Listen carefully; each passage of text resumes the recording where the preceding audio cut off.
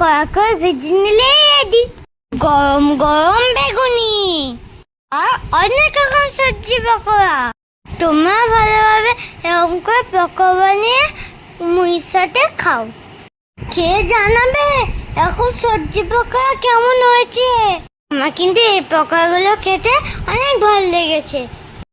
আমাদের কিন্তু অনেক পকোড়া আছে, তোমরা কে কি খাবেন চলে এসো। আমার এই ভিডিওটা ভালো লাগলে তোমরা সবাই লাইক করে দিও। ভিডিওটা এখানেই শেষ করলাম, আমি এখন তাতে খেয়ে নি বাপু। তোমাদের সবাইকে অনেক অনেক ভালোবাসা আর থ্যাংক ইউ।